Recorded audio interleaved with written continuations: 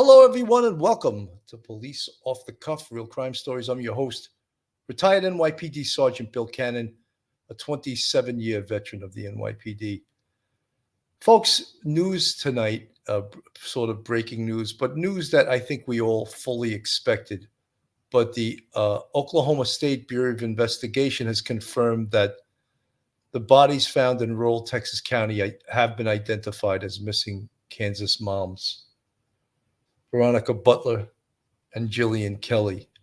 I think we fully expected that, but now it's official. And that, of course, came from the Oklahoma Office of the Chief Medical Examiner. So they have been positively identified. And as I said, we fully expected this when they found these bodies. They found the bodies based on human information that they got and scientific information. And we're going to go into that because this investigation was unbelievable. I think, from a police perspective, I'm looking back at it, I'm observing it, and Oklahoma State Bureau of Investigation, the FBI, the Kansas Highway Patrol, the Texas Highway Patrol, the local police agency, they did an unbelievable job. But yet, so many shit stirrers out there, most of them from the press, some of them from YouTube, want to criticize the police because it didn't happen in 2 hours. Those are the people that don't understand investigation.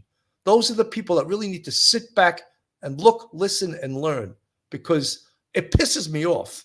And a lot of these YouTubers are just as bad. First of all, a content creator does not belong out in the field doing the work that the police do. If I ran into people like that when I was on the NYPD, I would have kicked them in the ass and sent them on their way, because they're interfering with the investigation. And even if they find something out, are they doing it for clicks on YouTube? Or the police don't want their help, but everyone wants to criticize the police, criticize the FBI, because I guess 2 weeks wasn't fast enough, wasn't quick enough for you people. And this investigation is not over. We're finding out things right now. We're like, wow, this is unbelievable. And to think that there is just such evil people, and I've seen them. I've seen these evil people. But look at this, Tifany Adams. She reminds me of Ma Barker, and 54 years old. She looks about 90, and that's from meth. She's a meth head, and her boyfriend, who's the friend of a local judge. I'm like, every minute this story gets crazier. And Cole Earl Twombly and his wife, all of these people conspired to murder 2 mothers over a custody battle. And then we find out it gets better. They're a part of an organization called God's Misfits, an anti-government organization. Wow. This case was already crazy enough without that, but we got that. So folks, hold on to your seats. You're about to enter true crime from a police perspective, and you're about to enter the off-the-cuff zone, the police off-the-cuff zone.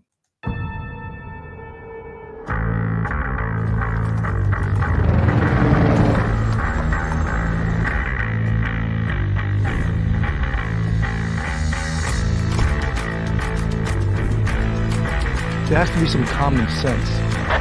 Yes, sir. They have the car stopped at 10th and Ranch Michael by there. We still don't know who pulled the trigger.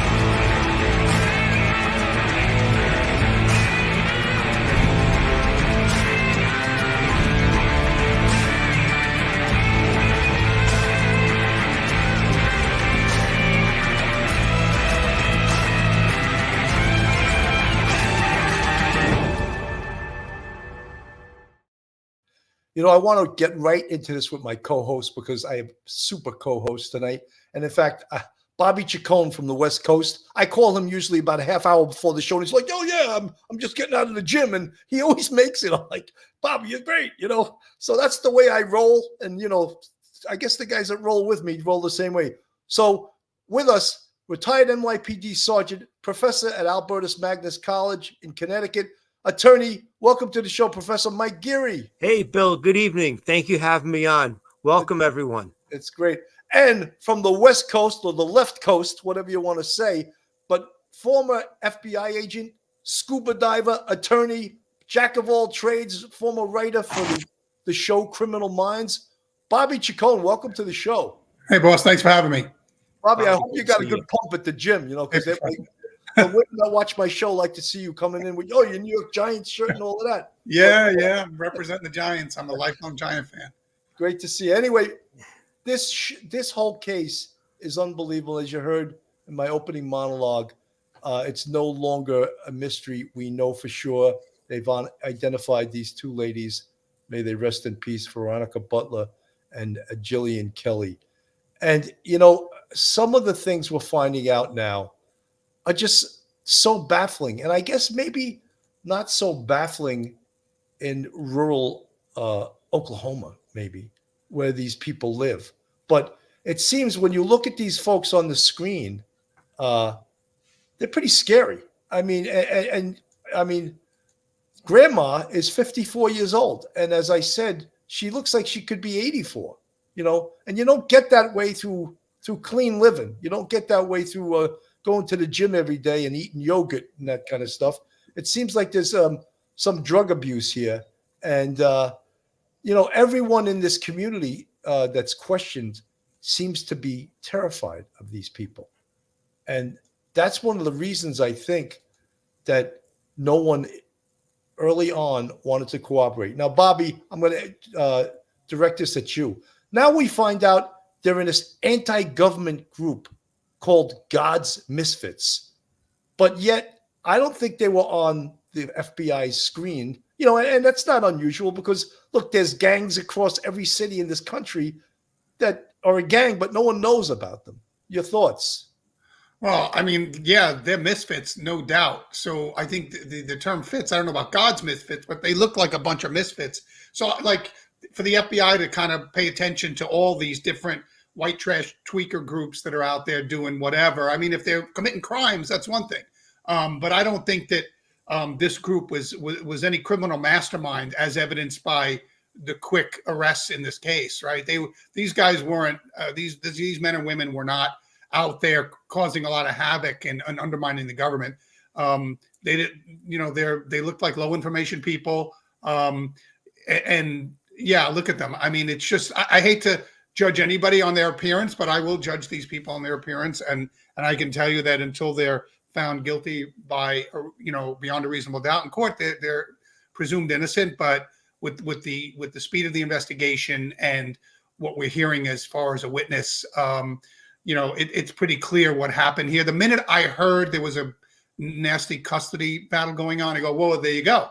I mean, it's the same thing when you get every time you hear these custody battles, these vicious custody battles in relation to a missing wife or a missing husband, or, it's right there in front of you. And I wonder, when I first heard about these arrests, I wonder, like, you look at these four and they're getting together, and obviously it was premeditated. It was planned. They diverted the car down a certain road. Like, when you're doing this planning, when they're sitting around their double wide and they're planning this out, like, how do you think you're going to get away with it? Like, the police, the husband's always the first suspect, right? Well, in a custody battle, the family is going to be the first, the family on, what looks to be the losing side, or who feels they might be losing, is going to be looked at. You're going to be the principal suspects. How do you think you're going to get away with something like this? It just baffles me. Bobby, and Mike, I'm going to direct this to you. Right away, early on in the investigation, we said, right, let's do the victimology. Let's find out who Veronica Butler is. And right away, what pops up is what Bobby just said. Right. The custody battle. That must be the reason that this happened. That must be the reason that, this violence occurred. Your thoughts, Mike? Yeah, Billy, this goes back, this custody battle goes back to 2017 and involves Rickman, the husband or the boyfriend, and the family, the Adams family. Now, there was, and we talked about this the other day, Ms. Butler had just recently asked for a new court date, April 17th. There was going to be a new court date for Butler to challenge the present visitation setup. And I opine that I think that might have actually been the moment that they said, we got to do something. Whenever that court was, whenever they filed those papers and the judge gave them a date of April 17th, I think from that point on, she was, that had signed her own death warrant, and they were planning to take her down. There was other sorts of things that they wanted to do, like, for instance, drop an anvil through her. That's unbelievable to me. Yeah, and so I think that's where it happened, and we said it, and thank you, Bobby, for saying the same thing. We said the same thing. I mean, evil is so predictable in certain situations, and this is, you don't need to have Sherlock Holmes on your side to say, okay, this sounds like something we've heard many times before. There are people out there who think nobody will ever figure out a motive, how this happened. We can do this. We can put our little brains together and do this and trip up all the homicide investigators in the state of Oklahoma. That's crazy. And look at the evil that they visited upon the Butler and Kelley family. Well, that's because they are God's misfits. I want to play a little bit of News Nation, who did a great job reporting on this. Let me play a little of this. The area, who says he's a friend of Tad Cullum's. Brian Enton joins us now live from Elkhart, Kansas. Brian, what did he tell you? Yeah, Elizabeth, this judge is in shock, just like everyone else. He says that he has seen suspect Tad Cullum almost every single day for the last couple of weeks because they're in business together, they're friends. He was even at Tad Cullum's house when the raid went down, when the SWAT team showed up. So he's in disbelief, says that no one around here can believe that any of this has happened. And I also asked him about that cult group, God's Misfits, what he knows about that. Take a listen. The way I understand it is they got God behind them and they make their own laws. But now, again, that's hearsay. I never knew about them. That's what you're hearing from other people in town. That's what I'm hearing from other people. Yeah. I'm still, I'll say it again, I'm blown away that this even happened. I just can't. Tad was a very good friend of mine. I'm not going to say was a very good friend of mine. He is a good friend of mine. But this just blew me away. And This guy's a judge. Where is the judgment in this judge that this guy Tad is his friend? And Tad's arrested for first-degree murder. He does things in this case that facilitate this murder, and this judge is saying he's still my friend. Judge, you better retire. You better leave your seat because, look, on the police department, we had things that if you associated with known criminals, you could lose your job. Yeah, and that guy, I mean, when you were talking about the woman looking like she was much older, I mean, when you just showed that picture of him, that guy's 43 years old in that picture. The guy with the long beard, he looks like he's 83. He looks even older than the female, and he's younger than her. He looks like he's 83. Yeah, that's why there he is. We That's said 43. We said he was ZZ Top's bass player, but yeah, no. Look, and I know we're being a little bit cavalier about describing the book by its cover, but it's more than their descriptions. They did things, and we know through this investigation that they did things that put them all in the trick bag here. Some of the things like buying burner phones. Mm-hmm. She bought Tifany Adams, who's the grandmother, the one who's 54 and looks 94. She bought 5 burner phones, believing that, that's the way I've read this in some novel. And what I'm amazed at, Bobby, and you probably know more about this than me because I've been off the job longer than you. I was thinking they may not have great success in triangulating these phones because this is such a rural area and there's not as many cell towers, not as many cell sites, but it's unbelievable. They picked up everything and they put them at the location where the car was with these phones. And where's the towers? That geofencing. I don't know how familiar you are with that, but obviously the FBI has tremendous equipment to do that. Yeah, sometimes in those rural areas, it's actually easier because there are less cell sites. So you're going to be hitting on, 1 or 2 or 3. Whereas in a big city, you could be bouncing off many as you're traveling through. So, but I'm not even sure it's going to come down. This case is going to come down to this. It sounds like They found a couple of pools of blood, that they kept under their hats at the crime scene where the car was found. We didn't know that until recently.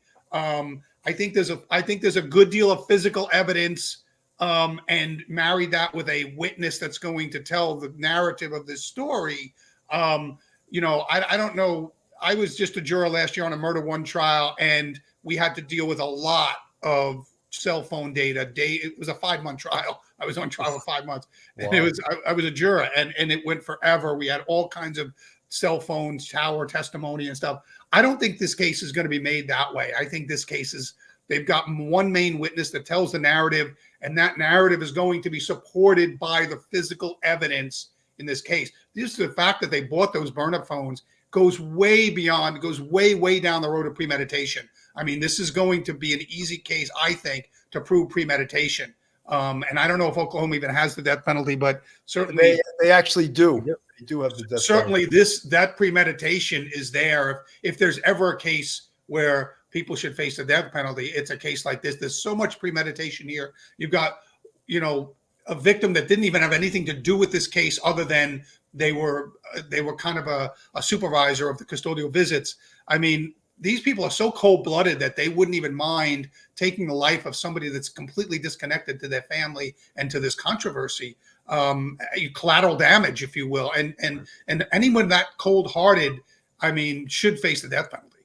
100%. An interesting thing, and talk about premeditation in this, a woman named Cheryl Brune, she was the custody supervisor, and she was told by Miss Adams, take off a few weeks, because she knew she was planning to kill whoever was with her, Veronica, and it was Jilian Kelly, who was like a substitute person that supervised the visit. Wow. And they had no problem killing her. Wow. No, I didn't. That's the first time I'm hearing. That's outrageous. Yeah. Talk about premeditation. She had no problem killing this woman, this innocent woman. Well, besides Veronica Butler, Jilian Kelly was a mother of 4 children. She was the wife of a preacher. And I guess this was her job to do this. And they had, and some of the things we're finding out now, we talk about manner and cause of death. And the Oklahoma Bureau of Investigation, Oklahoma State Bureau of Investigation, them and the FBI did a fantastic job zipping it, keeping their mouths shut. And I know the FBI always keeps their mouth shut. And I think that's a great policy, because you're not going to lose a case because the press destroyed your witnesses, and people don't understand that. That's why so many of these YouTubers that go out into the field, they're really causing havoc. They're causing a shitstorm for the criminal justice system. And that's why no one talks to the press. And, I don't want to get into it, but New York City Police Department had a policy of being way more open with the press than they should have been. They gave the press everything they wanted, and to the detriment of cases sometimes. And yeah, I've been asked that question. I've done it a ton of times. And during my time doing investigations, my whole approach was, there's only 2 instances, and I get a lot of grief from the true crime community on this. And I echo your statements in your opening. I got a lot of grief during the early weeks of the Idaho case, because I was going about for the police. I'd say, you remember the family of one of the Idaho victims was coming out and saying the tree, it's too slow. I said, this is a quadruple homicide with a very complicated crime scene. This is not an easy case to make. And when they arrested Koberger, I said, this is a lightning fast arrest. They did amazing work. But prior to the arrest, I was pushing back on all of the criticism of the police in that case. I said, these are complicated cases, and you get one crack. And once you file charges, the defendant has a right to a speedy trial. So the prosecutor has to feel day one those charges are filed, that they can go into court as soon as possible, because the defense can force that and get a conviction beyond a reasonable doubt. So these are complicated cases, like you said, and people shouldn't be clamoring out there. I've seen true crime celebrities out there going to crime scenes and trying to interview witnesses for their podcasts and for their YouTube shows and stuff. And I'm with you. I had the same type of situation when I was on a job. Once I had a crime scene. It was over in Jersey on the river. I was there with my dive team, and I had to threaten a guy who showed up with arrest for interference with governmental administration obstruction of justice, what they used to call it, because he kept coming into my crime scene and with a camera, and he was then going around and talking to the family saying, those guys don't know what they're doing. You should hire me and my team, all private searchers. We're a charity. You can donate to our charity, and we'll go in and we'll find what they're looking for. And it was really a problem, and I threatened to have him arrested unless he got the heck out of my scene. And so I see some of that clamor now with these podcasters and these content creators and these YouTubers running the minute something happens. I saw that rape murder in Georgia, at the University of Georgia, people running down there and even putting on Instagram, we're on scene and we're interviewing witnesses, so that they get clicks and they get followers and they get, people to view their videos. It's a problem. Bobby, it's so true. And they don't realize the damage they're doing, and they don't care. They don't care. They don't care. And that's disturbing to me, because I've done this work. You've done this work. And I had a disdain for the press when I was on the police department. They used to actually try to interview the witnesses before we even got to them. Like, who are you? Get out of here. We had to threaten them. I got off the topic, but the two times that I would be in favor of releasing information, right? Only two times. One was where it was a legitimate public safety concern, where the members of the public would legitimately be safer.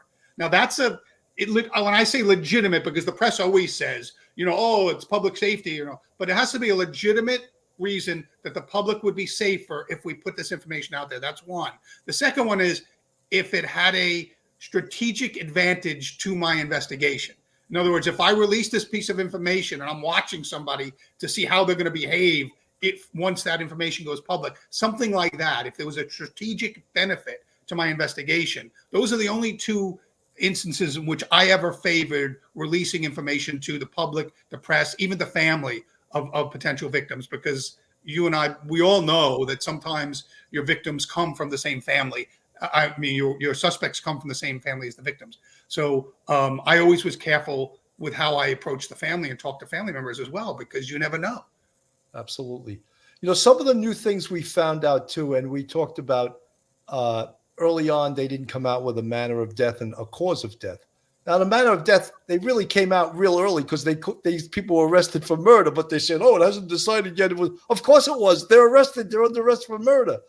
Anyway, the other thing is, on the scene, they found by Veronica Butler's, her glasses, a hammer, which leads me to believe she died from blunt trauma.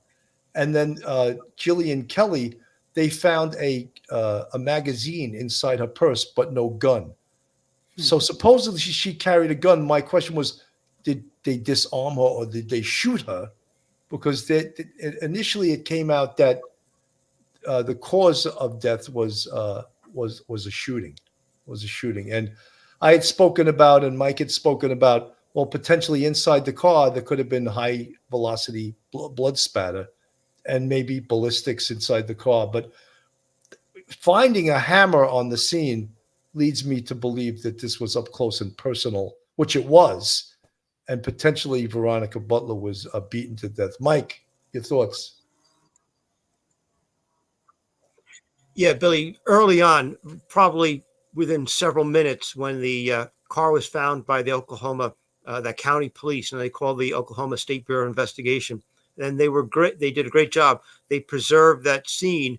The first officers, uniformed officers on the scene, they preserved it, got the OSBI there. The OSBI realized with the blood maybe inside the car, blood outside the car, the broken glasses, the hammer, they classified it as, a homicide immediately. And so therefore everything was preserved really well. They did a great job, and there was a really fantastic cooperation. They were so tight-lipped, and that was frustrating. But, we've seen this in the Koberger case and how successful this can be, and even like the Gilgo Beach killing. And that they did a great job. So if anyone was frustrated, that's okay. As we talked, you and I talked about the other day, when would you release information to the press? And Bobby said, exact thing. That's when you do it. As you were talking, Bobby, I was looking at some notes, and I saw even one more piece of evidence that would show premeditation is, besides the burner phones, Ms. Adams also bought like 3 stun guns, just like a week before the missing, the deaths. So therefore, I mean, you just want to pile on little bits of information, all circumstantial evidence, all showing premeditation. This wasn't an act of,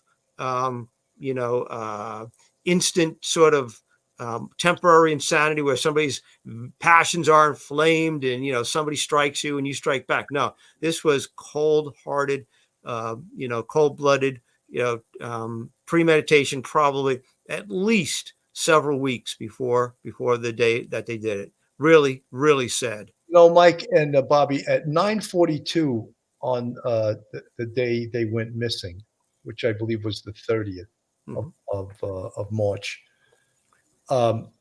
Miss Adams had made a phone call from her house to Veronica, and that was the last interaction they had. Now, of course, she was smart enough to leave her real cell phone at home, and now the burner phones were on the scene. So to me, that kind of technology is outstanding, and that's got to be the FBI's involvement. Yeah, the FBI has special teams now that that these guys, these men and women, that's all they do is cell phones. They become such experts in cell phones. And, every time a new version of a cell phone comes out, be it a Google phone or whatever, they have different, encryption, and they have different safety features and stuff. And then, so they have to go to work to how to defeat that and how to keep track of that stuff. And so it's an ongoing battle all the time, but it's really important because you can see how it makes cases, and none of us can live without our phones anymore, even the criminals, and so they try to leave their phones at home, or there was a case where it might have been in Idaho where he shut his phone off so it wouldn't track, but the gap where his phone is off speaks volumes. Because it's here, and then it's off, and then it's over here. And it's like that gap hurts you even more than if you had left it on, because now it's obvious you didn't want your phone from point A, we know, to point B, it reappeared. That gap is really telling. So they can try to be clever about it, but often technology is going to win the day. And as they try to hide things, it's not going to work. The son of Miss Adams, Tifany Adams, her and her boyfriend, these two challenged individuals, Tad Burt Cullum, they have court records of them threatening to kill her son, who is the baby's father. The children in this case are a 6-year-old daughter and an 8-year-old son.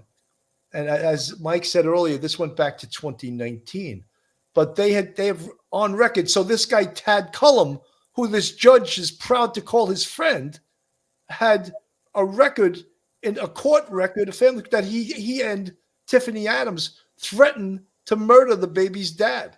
So it's like, and this judge, that's like baffling to me. This guy's going on national television. We're still friends. Like, dude, are you out of your mind? Yeah, he's shocked. That amazes me because I didn't know that. I'm missing a lot of some of the facts of this because I've been busy with other cases. But like, how is he shocked that his friend was involved when his friend's on record, in the court where he presumably sits as a judge, if not on that case, but in that same courthouse probably, how could he be surprised if his friend is already engaged in threatening behavior, terroristic behavior? It's baffling. You're right. That guy probably should consider a vocational change because, the very term judge, cows or something, I don't know, insinuates that you have some level of judgment. You can judge people. Like, you see this guy and you should have some instinct, that says that's not a good dude. And he clearly misses that talent. But you mentioned, so the first thing I was thinking of, and I'll play the audience here, is that, as soon as I heard custody battle, of course we all thought, okay, that's what it's about. But then my immediate next jump was the biological father. It's got to be the guy who wants custody of the kid, because that's what I always assume it's the biological mother against the biological father, and if one of them winds up dead, you look at the other one. And so it's bizarre in this case. So when I heard the arrest, I automatically assumed the biological father was going to be one of the ones in custody. But is there no? Bobby, I thought the same way. I think initially I thought this is going to be the father that killed the the baby's mother, because they're not married. That's a term we use. But it turns out that the witness, and you always pray for a good witness, and that's part of the victimology. But the witness happens to be the 16-year-old daughter of Cole Earl Twombly and Cora Twombly. So their daughter, they came home after the dirty deed was done, and they asked her to clean out the Chevy. Right. Something went terribly wrong with Veronica, but you'll never see Veronica again. And she said, well, what about the other lady, Kelley? She goes, well, she was too friendly with Veronica, so she had to go too. Something of that matter. That's not a perfect quote. And then she says, well, where are their bodies? Down a well? She goes, something like that. So there's like premeditation that these two, and God's misfits. My God. Yeah. Having such what seemingly casual conversation with a 16-year-old about murdering two people in cold blood is amazing. And clearly, when I think the bodies were found about 8 miles from where their vehicle was found. Yes. They were transported probably in that car. So there's probably physical forensic evidence in that car, no matter how good a job the 16-year-old did of cleaning it up. Hopefully the authorities have gotten those vehicles now and done a forensic examination of the inside of those vehicles, which would, tie them to the deaths and tie them to the vehicle, obviously, if it's their vehicle. So yeah, it's amazing. And just like the roommate in Idaho deserves all the credit, this 16-year-old girl deserves all the credit in the world for being brave enough to step forward and say, this is just not right. What we had thought earlier on, before we knew all of this stuff, when they released the probable cause affidavit, was we were thinking that one of these 4 outstanding citizens was going to flip, and like, who was the weak link? And right away, Professor Mike picked out Cora Twombly. Yeah, she's going to flip because she's she'll be the weak link. Now it turns out maybe none of them. It's their daughter that told the police. Well, the daughter even knew about the burner phones. She goes, oh yeah, my mom and dad were walking around with these new phones. They were charging them on their nightstand. I'm like, oh my God. Billy, I bet you a paycheck and I lost a paycheck on that prediction of mine. Thank goodness for that 16-year-old. And I'm glad I lost my paycheck, because could you just imagine the dynamics within that family? When I was 16, I could not imagine my father or mother telling me, oh yeah, don't worry about the next door neighbor or the bully in school. We took care of it for you, kid. By the way, clean the blood out in the back of the car. Like, what planet do these people, live on? It's just remarkable that this sort of stuff goes on. And the idea, as you said, Bobby, that it was said so casually, without and spontaneously to a daughter, your own child, and it really then goes to the mindset, the cold-blooded, premeditated mindset, and that there's no passion or anything like that involved. This was nothing but a plan they had executed, and they had nothing against this lady at all themselves. The Twobleys, they had nothing against these poor ladies, and yet they managed to do this and talk about it in a manner that's very cavaliering and casual. That shocks the conscience. That really does. That will not go over well. Well, Mike, you're 100% right. It's like me saying, Bobby and Mike, what are you doing tonight? I gotta kill somebody. Right. Here's the burner phone. Here you got one. Right. Just wear dark clothing and maybe, have some sunglasses and stuff. Like what? Like when you think of this, well, God's misfits. Yeah, they're misfits. Absolutely. But what made them think they could get away with this? And then the thing about the anvil, it reminds me of the coyote, the thing that, yeah, they wanted to throw an anvil through her windshield. Where did that come from? Yeah, and I don't think that all four of them are going to wind up going to trial. I think that some of them will cave. One or more of them will cave. We'll be hopefully looking at the death penalty or certainly life without parole, and will make a deal on the others. And who knows? Maybe I think at least one, maybe more, will wind up folding. That's a good point, because if you get one of them to fold, they can discuss everything that went on in the planning and the execution, whereas the daughter can only talk about what was said spontaneously later on. So that would be excellent, Bobby, if one of them folded, gave the jury a bird's eye view of right involved, right in the middle of the conspiracy. That would be fantastic. And I mean, we've all done it, right? So you have four people. I'm sure they've looked at every one of them really hard and say, all right, who should we go after first? Who should we lean on first? Let's get them in the room. And what's their weakness? Do they have children they want to see again, or whatever? I hate to say it, but you exploit people. We exploit their weaknesses and we get them to make a deal. And so I'm sure they've assessed each of these four. They probably know their culpability. Who was the ringleader, who was the follower. They probably know all of that by now, and they know a lot about each of these four people, and they know their weaknesses and who to go after first and who to try to make a deal with first, based on their vulnerabilities and based on their culpability.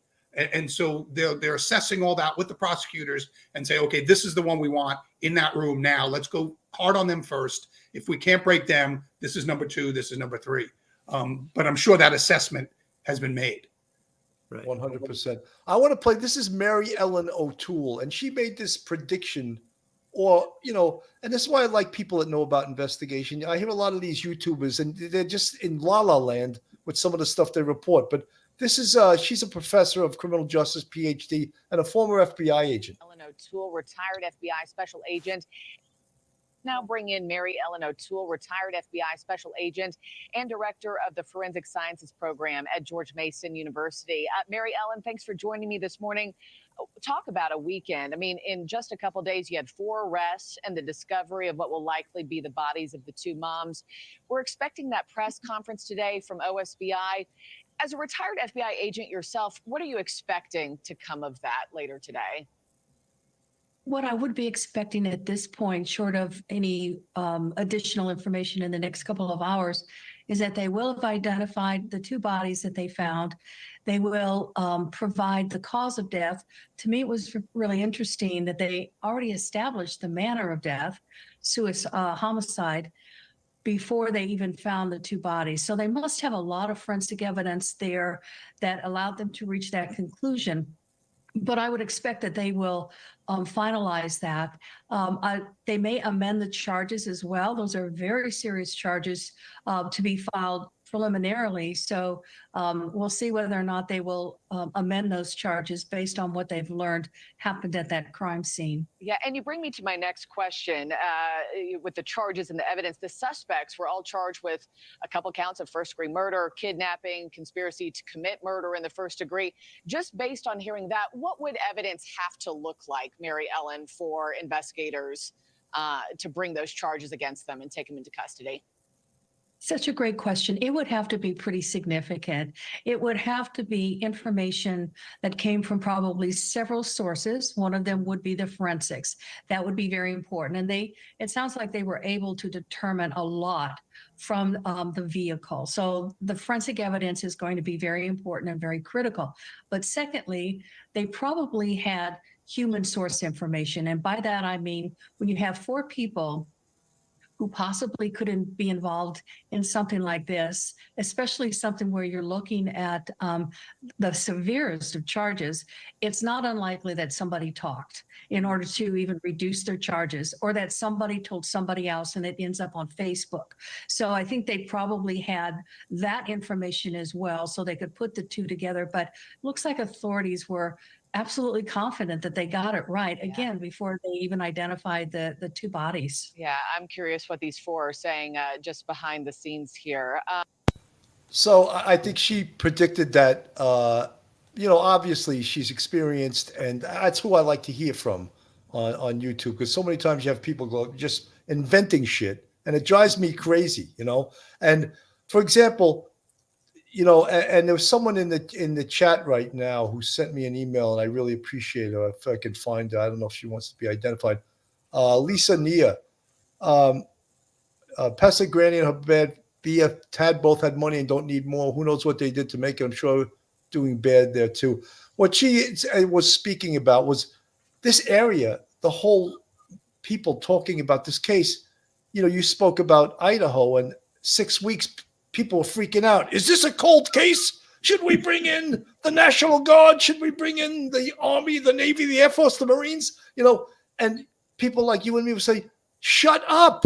Just shut up, News Nation. Shut up, Channel 4, NBC, ABC. Just shut your mouth. You don't know what you're talking about. Same thing here. 2 weeks. Oh, the police don't know what they're doing. They know exactly what they're doing. Investigation takes time. Getting cell phone work doesn't happen like, boom, we want it. Get it. You know, the warrant. We want a warrant. Judge, sign it now. No. You got to write up the paperwork, present it to a judge, articulate why you need it, that you have probable cause. People don't understand this. They just think the magic wand, warrant, you got the warrant, magic wand, we want the cell phone records, we want the cell site information, we want the geofencing. They think it just click, boom, it happens. Bobby. And I you know, we were all on one side of the team.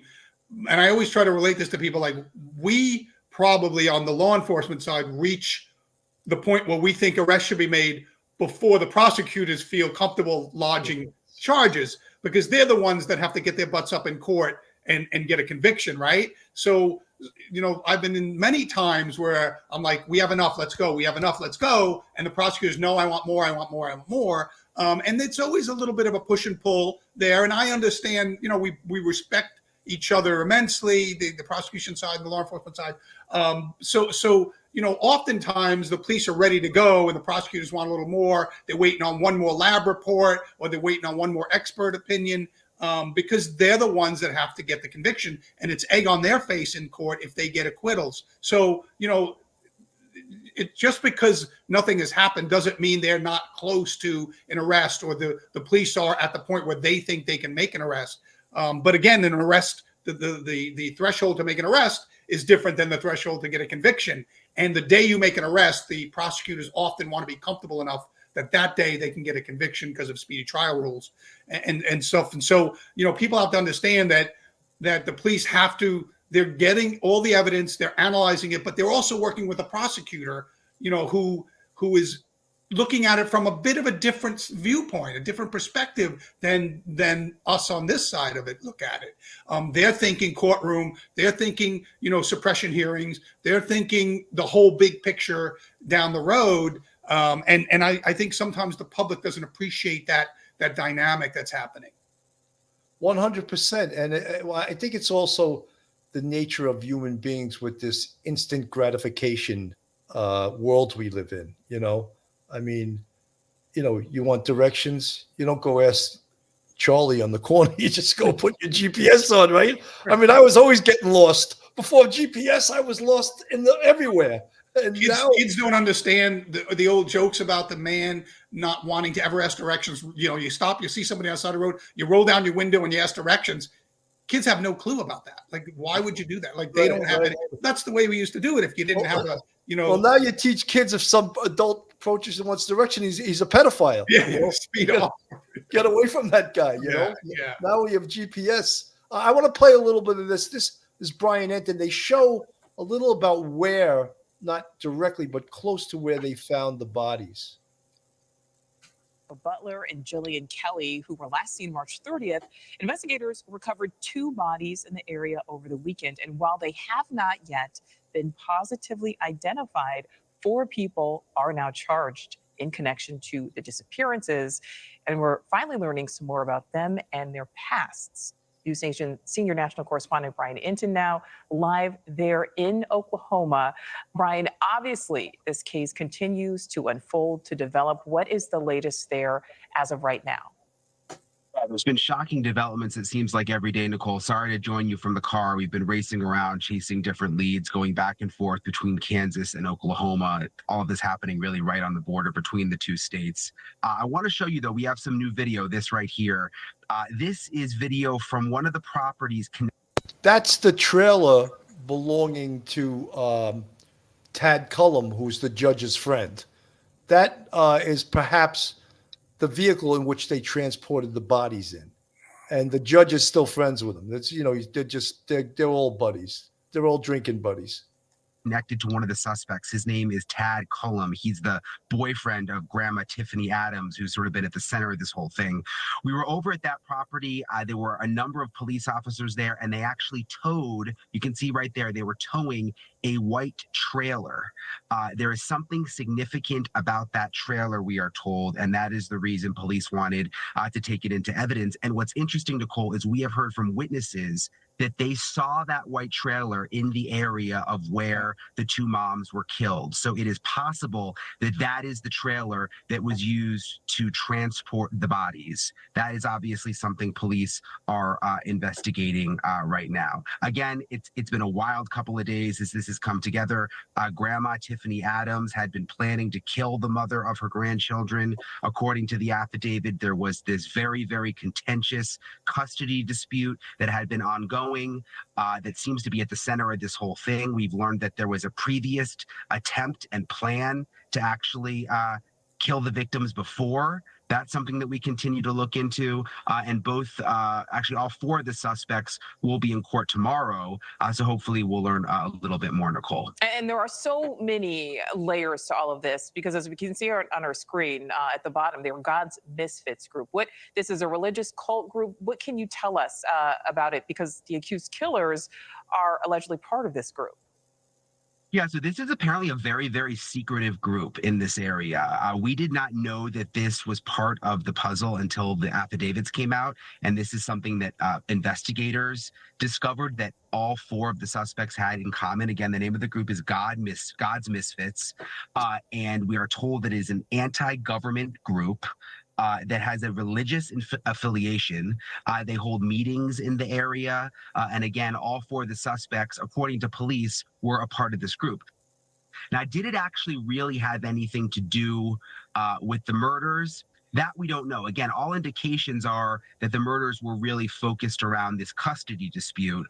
But now that we know that there's this anti-government group involved, God's Misfits, it's something that we're going to continue to look into, Nicole. Yeah, well, we know you will be getting.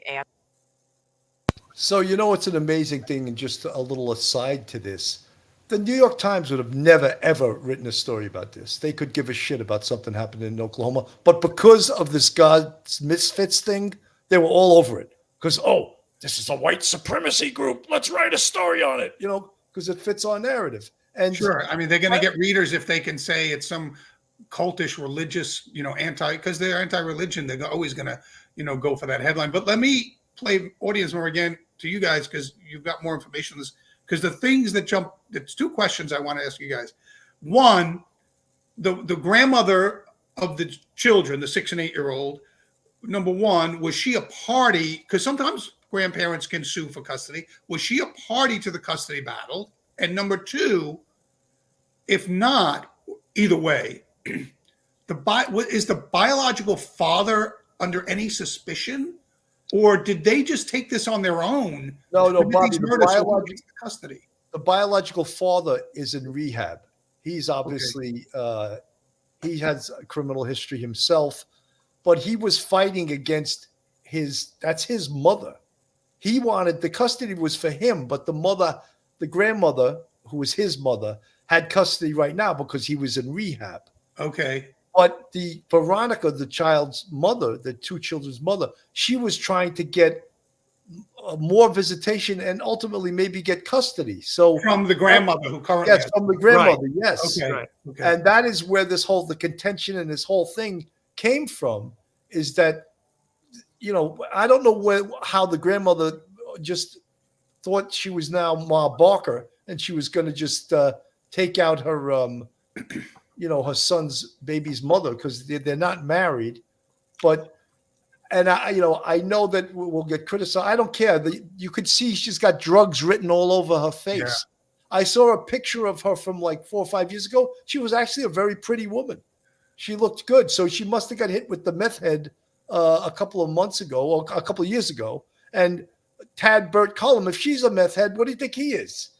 He's good friends with a judge. I know that. Well, it seems like she did such a good job of raising her son, who's currently in rehab, that she wanted to raise the grandchildren as well. So she must have a lot of confidence in her child raising abilities. But so the custody battle was basically between the grandmother and the victim. Yes. Okay. That But makes a lot more sense. she also had threatened with her boyfriend Tad to kill her son. And that's on record in family court. So, like, as you said, how does this judge that's good friends, not just good friends, we're in business together, how does he not know that? And how does he still show up on national television saying what good friends? I can't imagine Tad. Most people couldn't believe O.J. Simpson did what he did. And I know he was found innocent, but he was guilty as hell. He was found not guilty. He Right. wasn't found innocent. Right, he was found not guilty, but in Big difference. in a civil trial, he was found guilty as all hell. And I mean, I don't know why, but these custody battles do kind of spur this. I think a few years ago, I don't know if you guys know the Piketon massacre, where like one family wiped out a whole nother family. I think there were 6 or 8 members of a family killed in one night by 6 or 8 members of another family over one child, the custody battle of one child.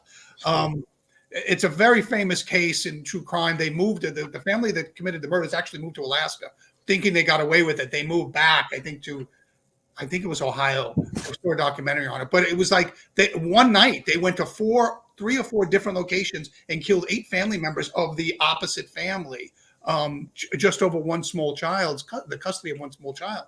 And so obviously it stirs emotions in certain types of people, but you wonder, like we started off saying, how do you think you're going to get away with it? You're in a contentious battle with another person. If that person winds up dead, you're suspect number one.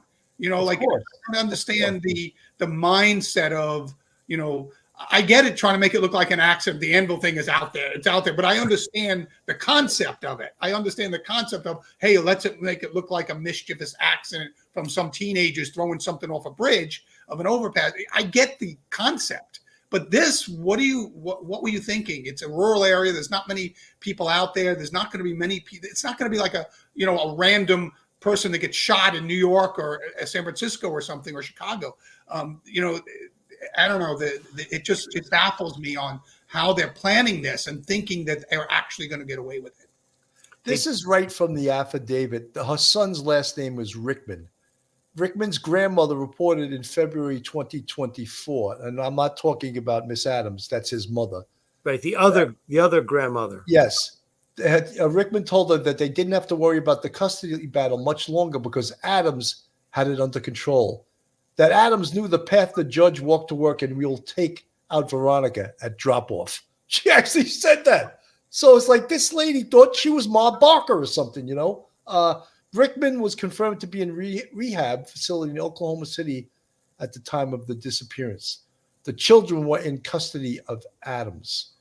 My one question would be, and this is, and believe me, I am not victim blaming. I am not casting aspersions on the victim, but my investigator thought is, why didn't the biological mother have custody of these kids and the grandmother have visitation? Why did the grandmother? There was an allegation of, I'll say SA, and because YouTube doesn't like when you say the word. Okay. There was an allegation of that by the grandmother because she played the system like a violin. Oh, okay. And she knew what she was doing. So right. On April 1st, 2024, Oklahoma State Bureau of Investigation agents obtained a search warrant for Adam's cell phone. Agents performed an extraction on the device. Information gained from the device included web searches for taser pain level, gunshots, prepaid cell phones, and how to get someone out of their house. Oh my God. How do you, hey, the good humor is out front, You're searching about burner phones on your own computer. Right. Or on your own phone. It's like, right. Oh, ironic. It's like, you can't make that stuff up. If you're so concerned about, covering your tracks, you don't conduct a search like that from your own computer or your own phone. Right. This is the interesting thing of the witness. On April 3rd, 2024, Oklahoma State Bureau of Investigation interviewed the daughter of Cora Twombly and Kobe White. The daughter stated she had overheard group conversations related to Butler not protecting her children from her brother. The daughter said she was told by Cora that Adams, Cullum, Cora Cole, and Paul Grice were involved in the deaths of Butler and Kelley. Paul Grice is a person that hasn't been arrested. So if he's involved, we don't know why he hasn't been arrested. She stated that Adams had provided burner phones to use so they could communicate without using their personal devices. She said she saw 2 burner phones charging on Cora's nightstand. Mastermind criminals. They're so smart, you know? And here's the daughter turning out to be the best witness for the prosecution. And again, they talk about them being in an anti-government group, that the gods, what do they call themselves? The Misfits. The gods misfits group. And again, no one knows about them. They haven't done anything that would raise them to the level of the FBI knowing about them, perhaps local law enforcement. And these small towns, everyone's friend. Look, one of the guys being charged with murder, one's friends with the judge. Yeah.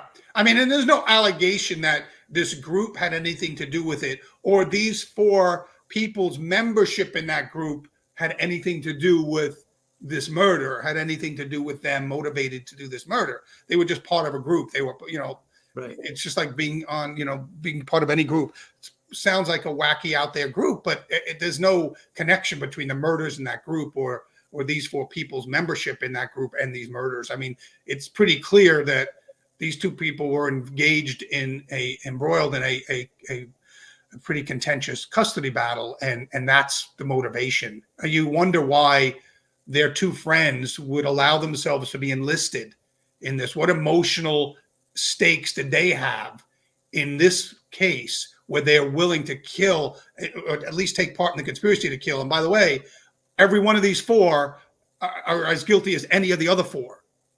Because they don't have to be the one that pulled the trigger.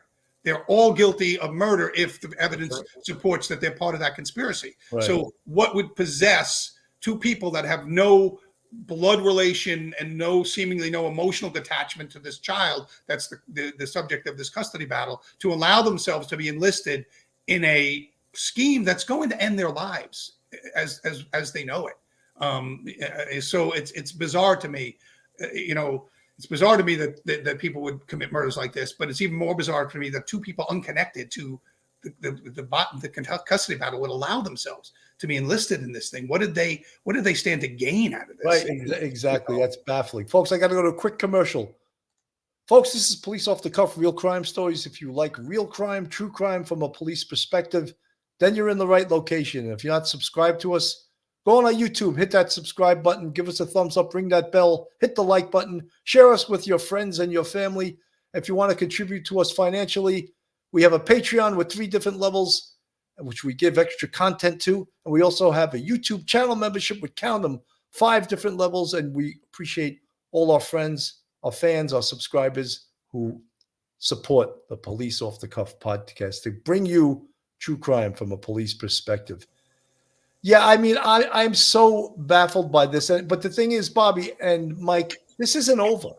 This investigation is nowhere close to being over. And could more people be implicated? Absolutely. This guy Grice, where did that come from? Right. Yeah, right. I mean, and also, you remember, we're talking about such a small area, small place.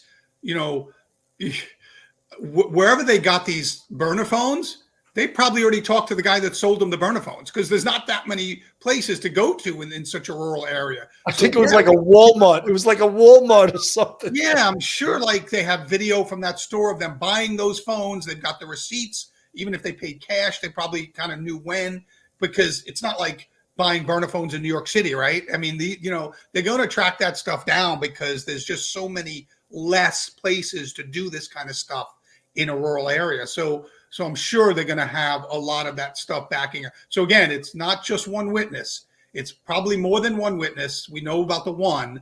It's probably more, and not more with relation to the murder, but more like, oh yeah, they bought this, or they bought that, or they were in here. I saw that horse trailer, near the site of the murders. Those kind of things, all supported by the forensic and physical evidence, the blood around the car, the blood in the car, maybe that the young lady was told to clean. All of that stuff is supporting the narrative that they're building for the prosecution, ultimately before a grand jury or jury. So I think hopefully you're going to have a fairly strong case here. 100% circumstantial evidence, but very strong circumstantial evidence. Thank God I have two attorneys here. They can explain all this shit. David Ray from the chat. No connection between their cult and the murder. Well, we didn't call it a cult. We called it God's Misfits. Right now it's at the level of club. The New York Times jumped all over it because they love writing stories, what they think is like white supremacy stories. I call bull crap on that. The cult founder is one of those charged. It's not a cult. You're calling it a cult. Disempowerment leads these psychopaths into power and its criminal results. They called them an anti-government group. You could call the Bloods and the Crips an anti-government group too, but no one does, So I don't know enough about the group, but it doesn't seem to me like the group's charter or whatever their soapbox issues are related to this murder. I think that, I could be wrong, but it looks like this was a murder related to the child custody battle that this grandmother and this mother were embroiled in. And it, as an aside, they all happen to be members. Maybe that's how they enlisted them, through their friendship through this group. Maybe that's how they enlisted them. That's what I was wondering earlier. Maybe that's how they enlisted them, because they shared this group together. And so that was a common bond that they used to recruit them into this murder scheme. But I don't see the murder being motivated by this group. You're getting a bit of that in the Delphi murder case of the two little girls across the bridge. If you know that case, there's a suspect now, and there's jailers that are part of some secretive group. I can't remember what they call it, but in the Delphi, Indiana murders of Abby and Libby, those two girls, there's certain cultish kind of accusations going on. I don't see that. This seems to be a clear motivation. The intent and the motivation of this murder seem to be that custody battle. Yeah, no, absolutely. This is more information from the daughter, and they don't name her, obviously, because she's 16 years old. She said Cole and Cora took a blue and gray Chevrolet pickup owned by them and a blue flatbed pickup owned by Clint Twombly when they left and returned in the same pickups. The daughter was told to clean the interior of the Chevrolet pickup. When the daughter asked what happened, she was told that things did not go as planned, but they would not have to worry about her, Butler, again. The daughter asked about Kelley and why she had to die, and was told by Cora that she wasn't innocent either, as she had supported Butler. Wow. I mean, when you talk about the conspiracy and the acting in concert, if there was any thought that the wife of Twombly, Cora Twombly, if she has any innocence or no involvement, that statement right there just puts her right into the trick bag, as they say, What jumps out at me there is like, if it didn't go as planned, what was the plan? And what didn't go as planned? You know what I mean? Maybe they just didn't kill him in the right place, or they didn't show up with her.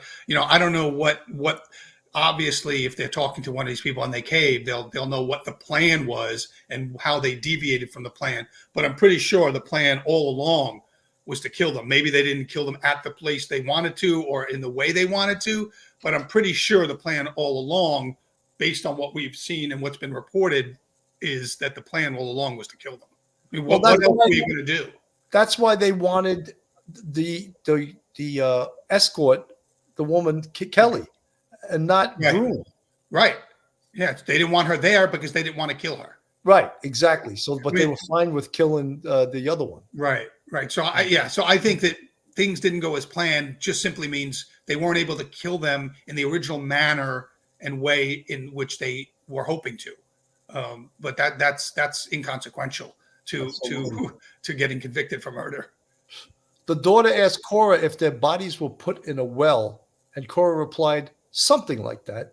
The daughter also disclosed that other attempts to kill Butler occurred during February of 2024 in New Yucatan, Kansas, in which Adams, Cullum, Cole, Cora, and Grice, that's the name that came up again, went to Yucatan, but Butler did not leave her residence. The daughter said the plan was I love this. The daughter said the plan was to throw an anvil through Butler's windshield while driving, make it look like an accident because anvils regularly fall off work vehicles. I've never seen that happen before.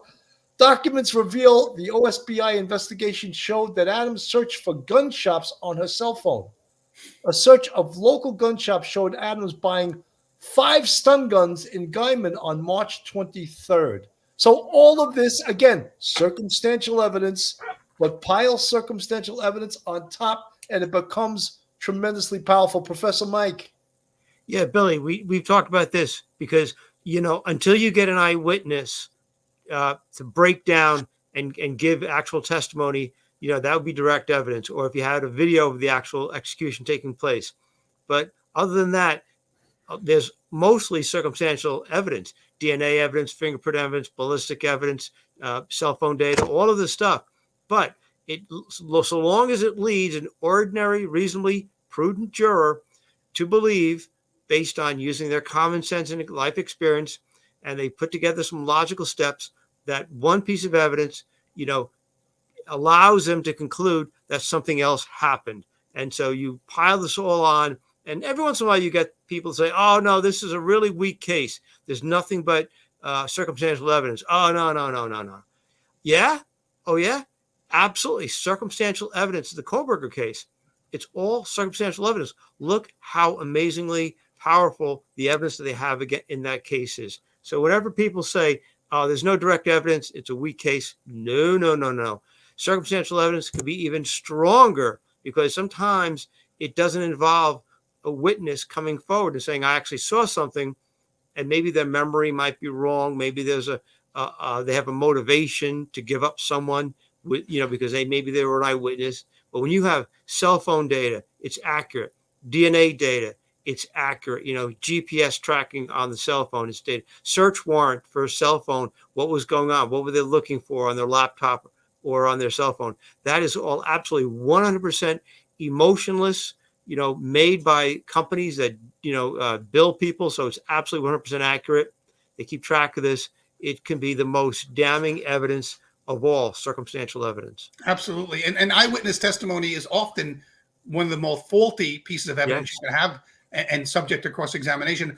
A couple of years ago, we were at a crime con and my team did a presentation, and we set it up so that we were going to show an interrogation on stage. But really what it was an eyewitness exercise, but we didn't tell the audience that. We had like 300 people coming in as they were filtering in. And just as we were getting started, just before I was on stage with my partner, and just before we got started, we had staged a couple of distractions in the audience, a couple fighting and something like that.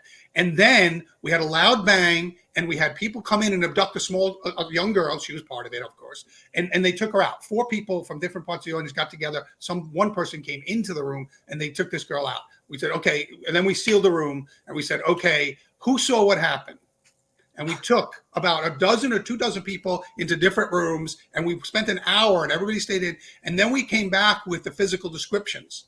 You can't believe the variety of physical descriptions of people who saw what. Now, this is a well-lit room.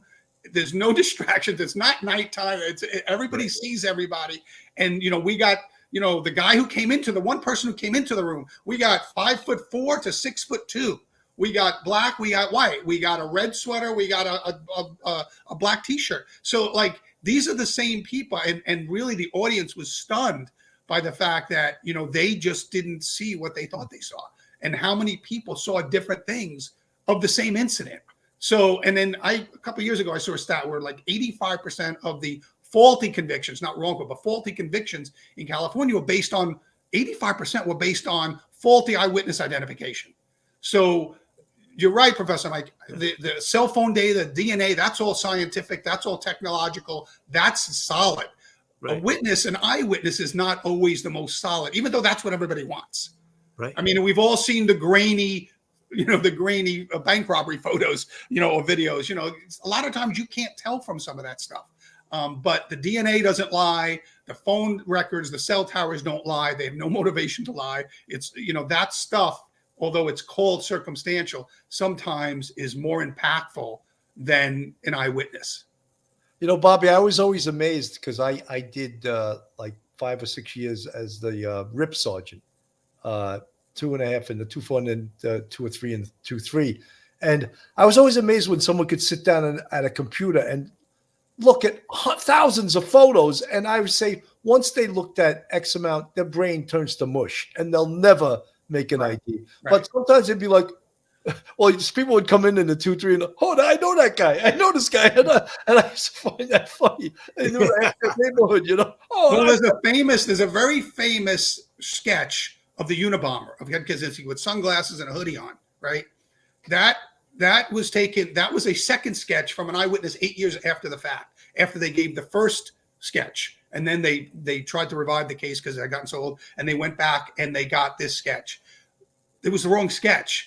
The person, that very famous one with the glasses, that face is actually the face of the first sketch artist. The witness had gotten it mixed up. And when she described it, she had spent so much time with the original sketch artist 8 years earlier, or however many years earlier it was, that when she gave that, we realized this later on, the FBI did, that the features in that very famous sketch that everybody sees now as the Unabomber is actually the face of the first sketch artist that she spent time with. And it was just a mix-up, like you said. Memories fade, they change. You look at a bunch of features, you know, those books, you know, those mug books, you used to flip through. Everybody starts looking the same, and yeah, you can make those. That isn't always the best evidence, even though that's what else. Everybody, well, eyewitness slam dunk. It's not always a slam dunk just because you have an eyewitness. Absolutely. Let me just get through the rest of the affidavit. The OSBI investigation also showed that Adams bought 3 prepaid cell phones from Walmart and Guyman, according to the court documents. Search warrants for location services information on the phones were completed and revealed all 3 phones were at the area where Butler's car was located. That's pretty damn powerful evidence. The documents reveal all 3 phones were powered on and assessed for the first time at or near Cullum's home at different times before March 30th. I mean, just that right there. That shit takes time, you know, yeah. And for all the people saying, oh, why didn't they solve it yet? Because that they didn't learn that in one day. They didn't learn it in 2 days. Before Butler and Kelley's disappearance on March 30th, before 10:16 a.m. and 10:35 p.m., court documents reveal that the phones pinged at a property about 8.5 miles away from the car.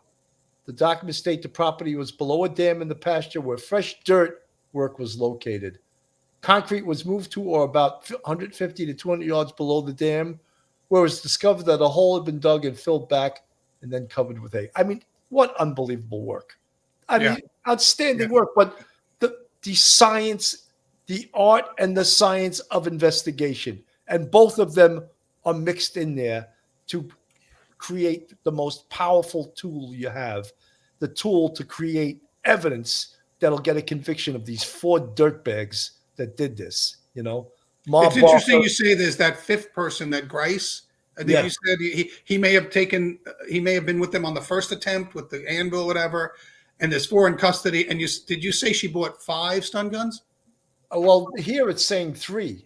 Oh, 3. Okay. Initially, I thought it said 5, but as you can see, the 16-year-old witness, the daughter of the Tromblies, she said she saw them charging on their dresser. Like, well, I mean, why does somebody, you know, in a place where everybody has guns, why does somebody need 3 stun guns? I mean, 3. Why does one person need 3? That's one of those things. The audience is the jury is going to kind of ponder that and say, why shortly before in this time frame when they're planning, in the planning phases, and they're obtaining the things to execute the plan, why would she buy 3 stun guns out of, that's one of those, you know, like Professor Mike said, this is all piling on piece after piece after piece after piece.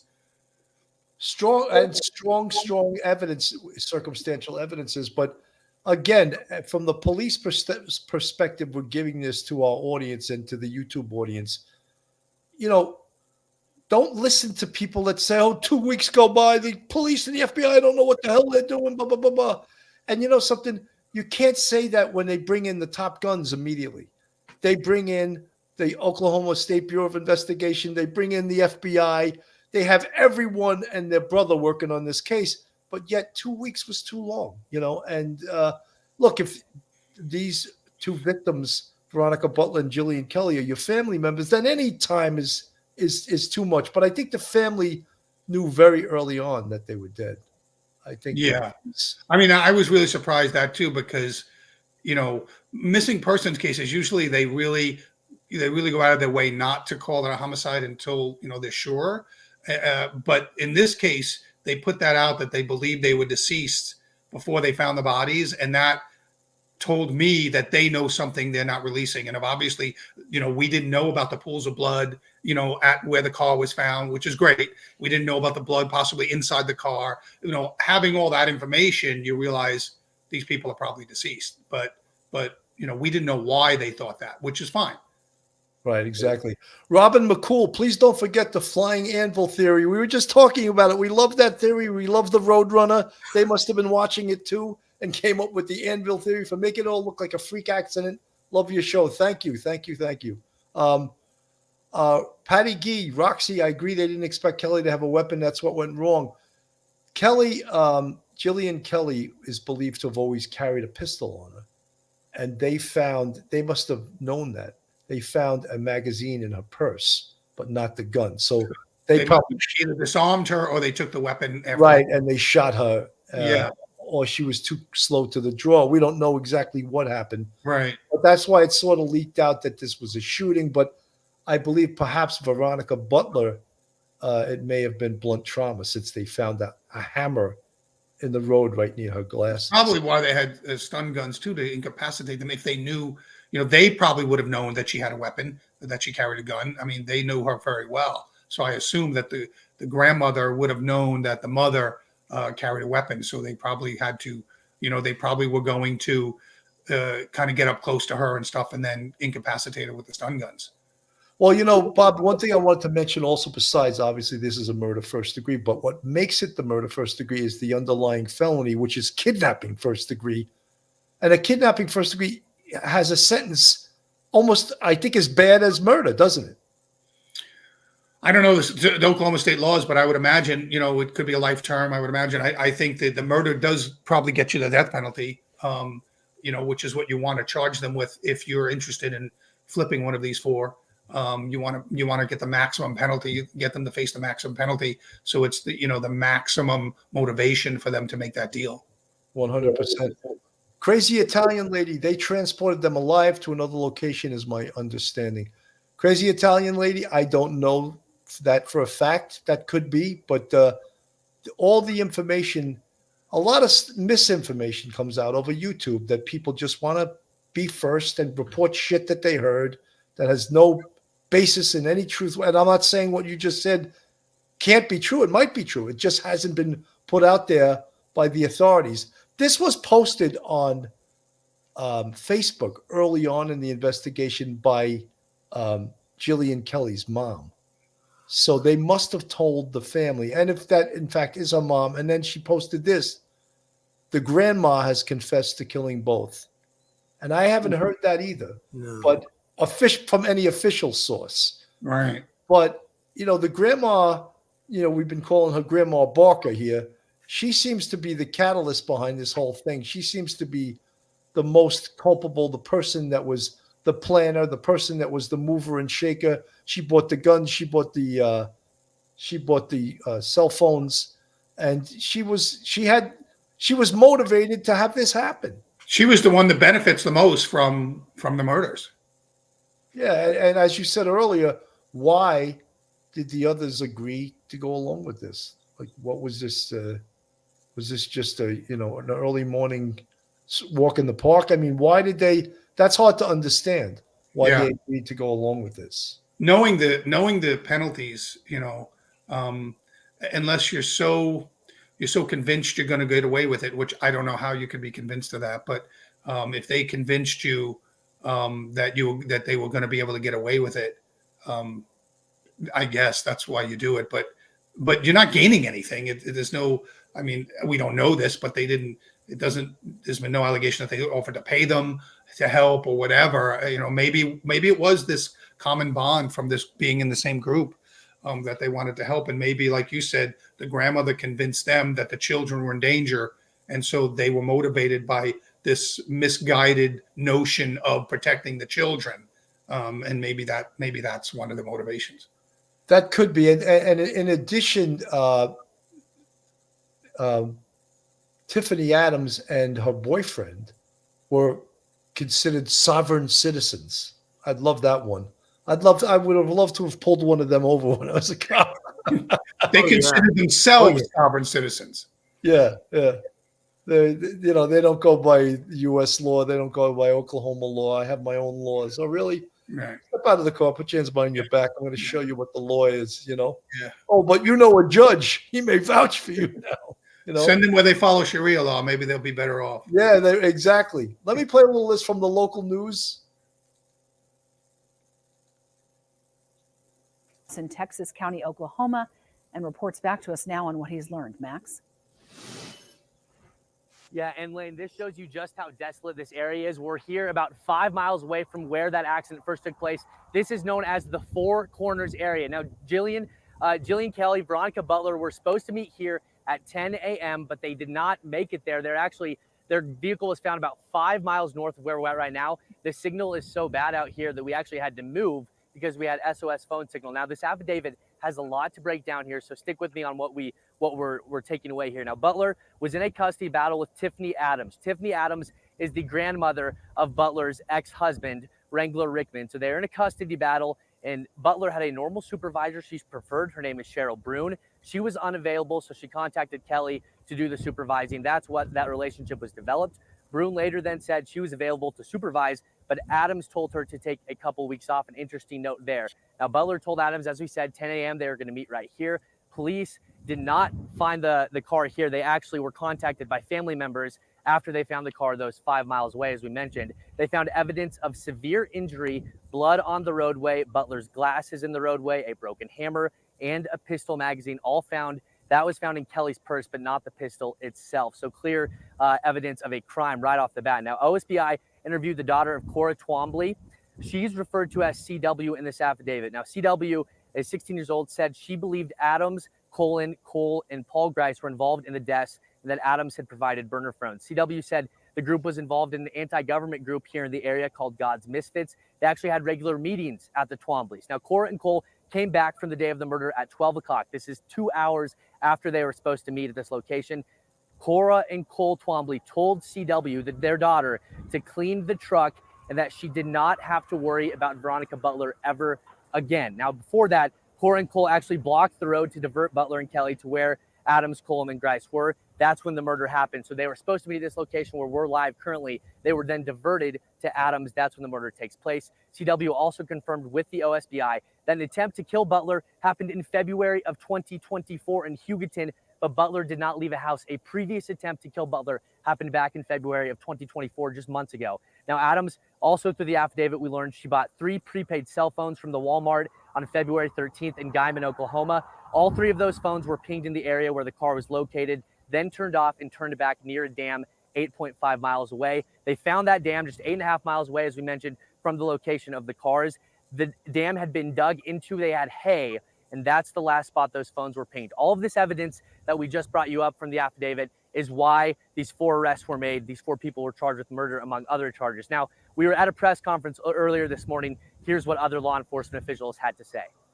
From the get-go, once we arrived on scene, that and we gained a little bit of information that we felt this wasn't a random deal.